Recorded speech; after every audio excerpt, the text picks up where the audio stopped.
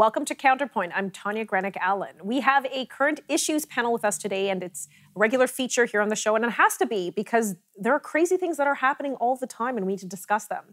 And today we're hitting many of these issues, from the BC Liberals' cancellation of leadership candidate Aaron Gunn to a group of healthcare workers in Ontario who've received a temporary victory against a hospital vax mandate, to child custody issues arising with vaccine mandates, to the newly announced vax mandate for MPs in our House of Commons.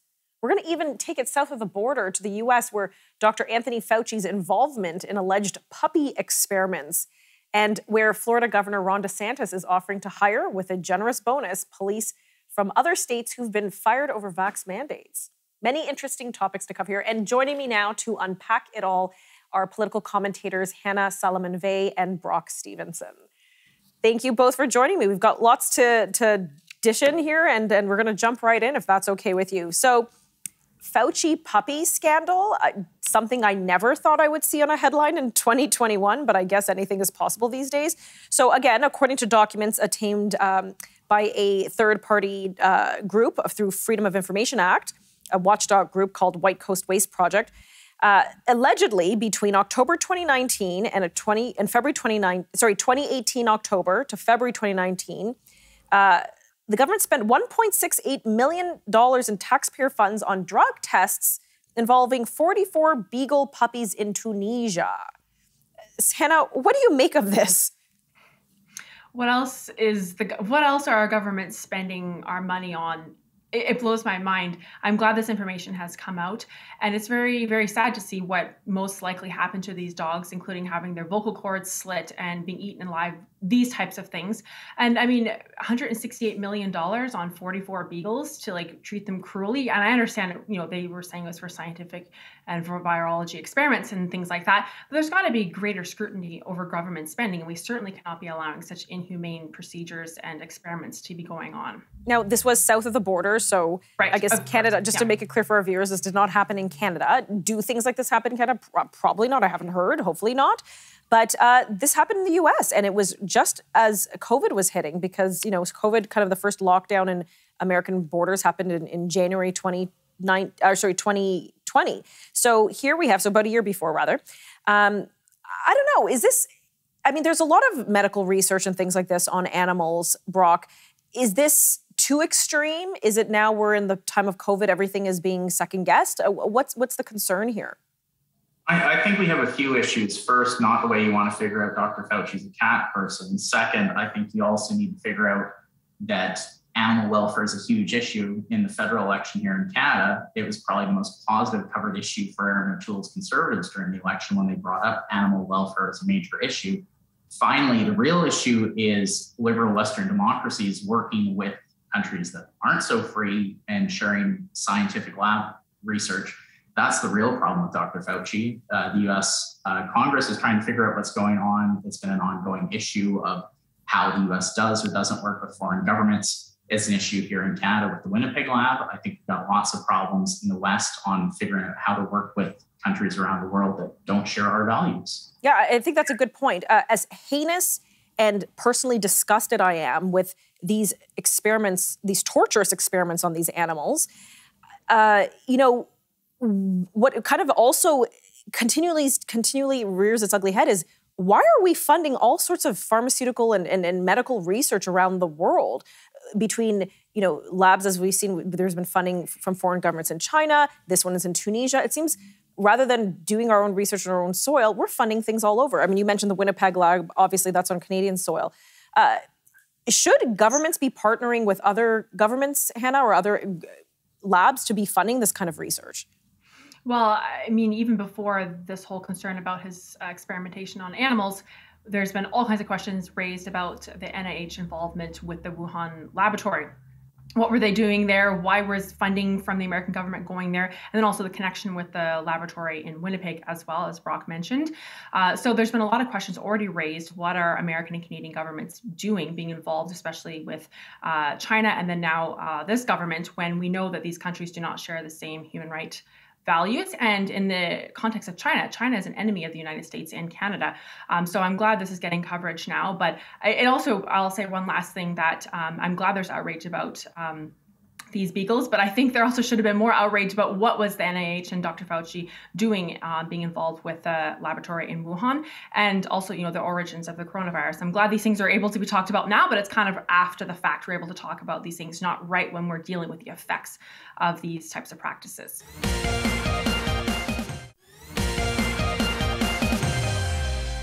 Welcome back. We're unpacking many, many issues today on our current issues panel. And joining me is Hannah Salamon-Vegh and Brock Stephenson, political commentators.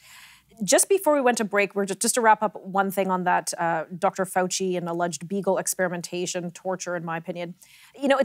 We've heard a lot of rhetoric. You can see this online and from other groups, where some folks who are vaccine hesitant were concerned about the testing done on aborted babies or fetal cell lines. So it's interesting in one regard how people are very concerned, obviously, with the work experiments that will be done medically on these beagles. We haven't heard as much on the fetal cell line. So I think that's something to think about, because that is one reason that a lot of persons who are vaccine hesitant do bring up, and from what I've seen. But anyhow, let's switch gears for a second. BC Liberals are in the middle of a leadership election. Obviously, we had a provincial election in BC recently, a few months ago. The Liberals did not win, so therefore they're in a leadership. Their leader resigned. They're in a leadership race. So one candidate, Mr. Aaron Gunn, was essentially by the Leadership Executive Organizing or Leadership Election Organizing Committee, was essentially now denied the opportunity to run, and said that because of his statements that he made, social media, public, private statements, that they have determined, the Liberal Party LEOC, that his candidacy would be inconsistent with the BC Liberal Party's commitment to reconciliation, diversity, and acceptance of all British Columbians. I'm going to start with you, Brock. So we saw this in the federal Conservative leadership. It seems to happen in many leaderships now where, if the LEOC doesn't agree with your views or if there's concerns, then all of a sudden the membership, who usually gets to decide, doesn't any longer. And it is now this small group of persons who are going to decide who will be allowed to run for leadership. I have concerns with that on a basic democratic perspective, but maybe Mr. Gunn's statements were really that crazy. I don't know. You fill me in. I agree. As a British Columbian, I've been paying close attention to this race. I think the big thing with this is these LEOCs, Leadership Election Organizing Committees, think it's their choice and not the choice of the party's memberships. Why have a membership if you're doing this? The LEOC's done it, as you said, federally with the Conservatives. They're doing it at this level. A couple of the candidates, current MLAs, Michael Lee and Ellis Ross, are stumbling over themselves to attack or support Mr. Gunn. I think that this is a real issue. If they have a reason to disqualify him, give a clear reason. Say his application isn't complete. Say he can't meet the threshold of fundraising or membership support. You don't disqualify a choice and deny the membership an option. He may actually be the main contender to frontrunner Kevin Falcon, and now it may be a runaway race for Mr. Falcon. What do you think, Hannah? Do you agree with that analysis? Yeah, I do. And I mean, there's so many voters in Canada right now across the board, and also in the individual provinces, who are not interested in voting anymore because they don't feel like their votes really matter. And then, they vote for someone, they go into Parliament, and they don't follow through with the things that they said they were going to represent their constituents for. And then also when it comes to party memberships, it's hard to get people to be a member of the party. You may be able to get them to vote for you on election day, but it's hard to get people to want to be members of a party, especially if they don't feel like the party leadership cares about them. They only care about their donation and whether they're going to vote for them or not, but you don't get votes when you behave as a party leadership like this. And when it comes to them denying his leadership candidacy, it's fascinating. They say they're doing it because they're so inclusive, but then in the name of inclusivity, they're excluding someone and they're being discriminatory. So if you actually stand for diversity and inclusion, then do that by allowing someone to run for your party. Maybe he doesn't align with 100% of all of their values, but let your party membership decide whether he is someone that should represent them as leader of their party or not. Yeah, I tend to agree with that. If somebody is so outlandish or odious with their views that the party feels it would be so off base with the membership, well, put it to the test. Let the members decide if that person... It'll make for fun debates, because so often with leadership debates now, because so many people are excluded, they're all the same flavor of vanilla pudding. Like, people don't even want to listen to debates anymore because it's boring. When you have a variety of opinions and beliefs amongst the candidates, it makes for a wonderful debate. People want to listen, and people have to think hard of who they actually want to vote for. Yes, I have firsthand experience. I love debates, and I encourage everybody to run for leadership and engage in a debate. Okay, let's switch gears. We only have 45 seconds before commercial, but we'll pick it up after. An Ontario judge has issued an interim injunction against a network of hospitals in Toronto against their vaccine mandate. And of course, and I'll tease it, and then maybe we'll just come back after the break on this, but we have seen this issue really dominate headlines. We know that there are nurses and doctors and other healthcare workers coast to coast who are being laid off, fired, put on leave for not going along with the vaccine mandate. For whatever reason, they're choosing not to get the jab. Now their jobs are at risk. Well, a group of nurses seems to have stepped up and hired a lawyer, and they have been granted an interim injunction. Again, we're going to pick up this topic in just a few moments. We'll stick around.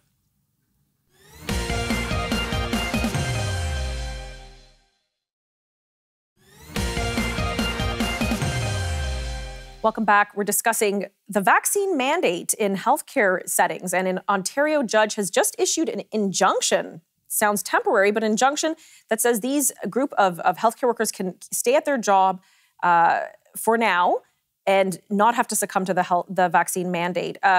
Brock, again, it's temporary. It's going to be reassessed in a few days. Is there hope, do you think, that this mandate will stay? Do you think these healthcare workers should just get on with the program? What are your thoughts?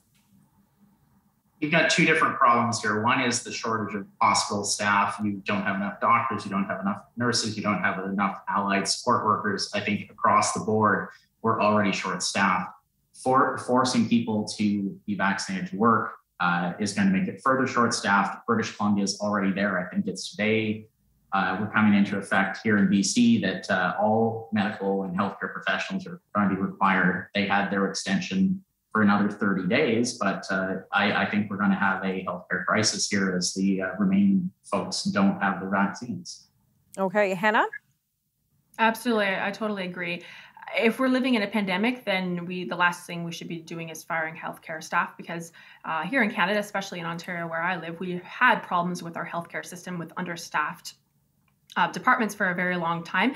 And especially during the time of COVID, a lot of our healthcare workers have been taxed beyond their limits. I mean, there's so much, dealing with COVID patients and being tested all the time, all these different types of things. Now the mandate's coming down, a tremendous amount of stress on them.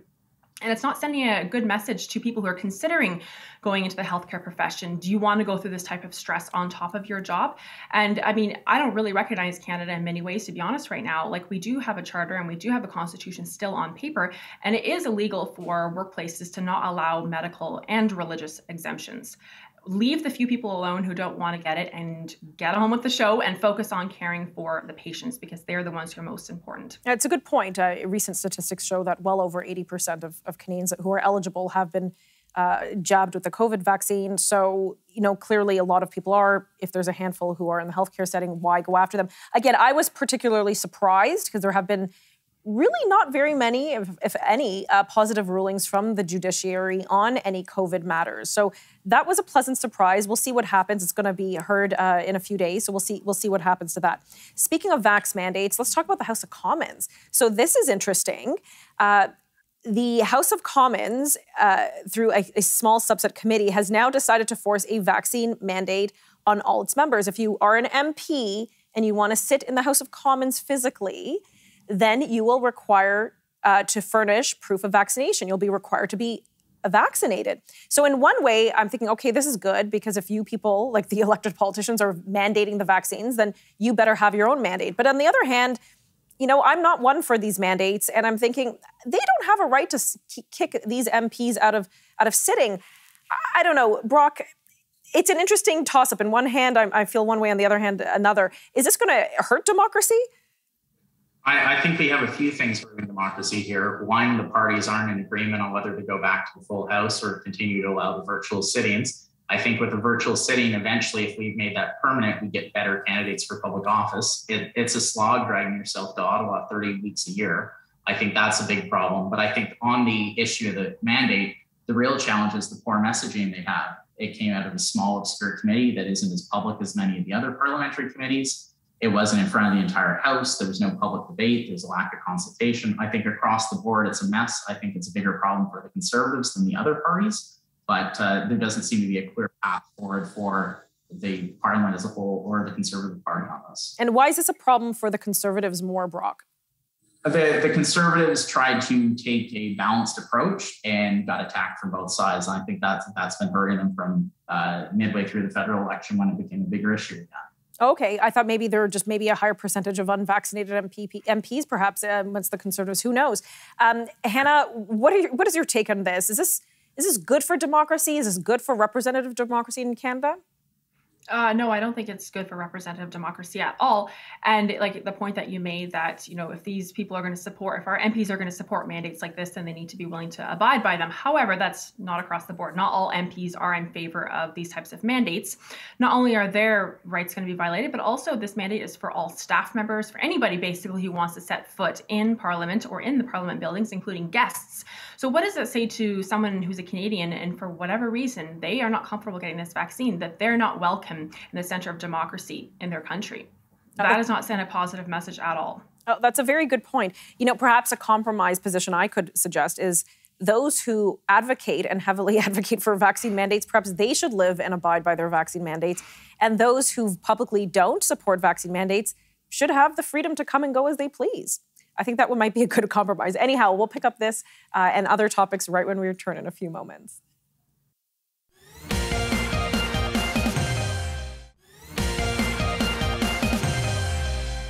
Welcome back. We're going through many, many issues today on our current issues panel, and joining me again is Hannah Salamon-Vegh and Brock Stephenson, both political commentators. We're continuing discussing vaccine mandates in various areas, and I loathe talking about COVID so much. It just seems to really be the dominant factor. Police and vaccine mandates. People might not be so concerned if educators are not are not retiring or being fired because, there's always some kind of another teacher. But I think when it comes to the police force, people have concerns if they see this kind of en masse letting go of police and worry about their security and their safety. People kind of perk up. There is a vaccine mandate. A lot of the National Police Federation members, and there are 33,000 of them, or they represent 20,000, have stood up and said, hey, we're not supporting the vaccine mandate. Police should have their decision. Mounties should have their own decision on this. Brock, do you think this has legs? There was a petition with 33,000 signatures. Do you think this issue will go away for the Mounties, or are they coming very quickly to face a dead end here? I think they're going to have a problem on their hands. Yet another industry where we don't have enough people doing the occupation, the frontline workers, they're in a difficult job, and now they're having an extra condition imposed on them. Their association, the National Police Federation, is trying to stand up for them. They're warning them that it's going to be a difficult situation for them. The real issue, though, is the federal government going out and saying that if you're being dismissed or put on leave for this, you're not eligible for the employment insurance you paid into. Right. And that's going to be a real problem. You paid in for a lifetime and you're no longer eligible for it. It's a matter of fairness, and as much issues on COVID have shown, fairness is rarely a concern. Hannah, is there fairness at all, or is Brock right on this?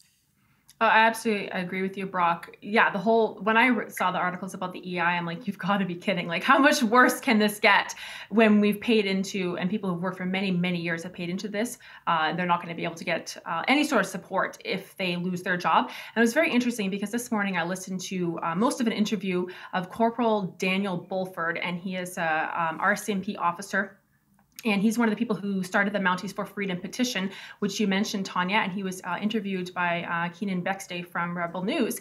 And Corporal Daniel Bulford has been on Justin Trudeau's detachment for many years, protecting him anytime he's going to public events.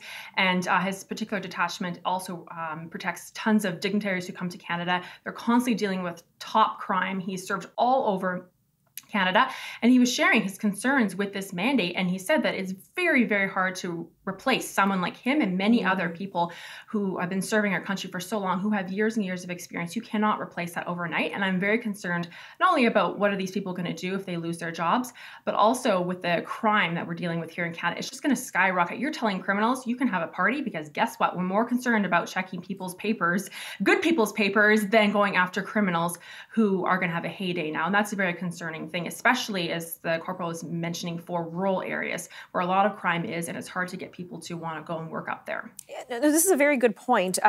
This situation is not unique to Canada. We have seen in many jurisdictions in the United States, or in the handful, I suppose, where they are enforcing vaccine mandates for, or attempting to enforce vaccine mandates for the police officers. But it seems like one governor in America has come up with a solution.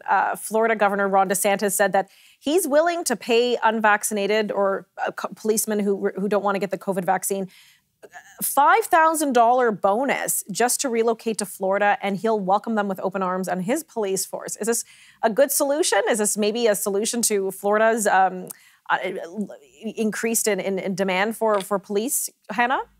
Yeah, I think it's a wonderful idea. Ron DeSantis has been showing for a while now a tremendous leadership around COVID, and their COVID numbers are so low there. They're not dealing with lockdowns anymore. People of any job description are allowed freedom of choice when it comes to this. And it's contrasting with a lot of the other states who are going very heavy-handed. And anytime we see governments going heavy-handed on mandates like this, it damages so many things in our society: supply chains, people's jobs, crime goes up, everything like that. When you allow people to have freedom of choice and do what works for them, because every single person is different, then our economy and our society is able to flourish. Anytime the government stamps down and controls every single aspect of life, basically everything gets ruined. You can just look at Venezuela for that. Okay, well, on that note, we've run out of time. We'll have to get to some of these other topics next week. Thank you both so much for being here. Appreciate it. Thanks. Again, so many of these issues seem to be dominated by COVID, but can we not talk about it? It seems to be the dominant issue in all of our lives right now. We'll have to see what will happen in the coming days, but we'll be back with other current issues panels in the future. For Counterpoint, I'm Tanya Granick-Allen.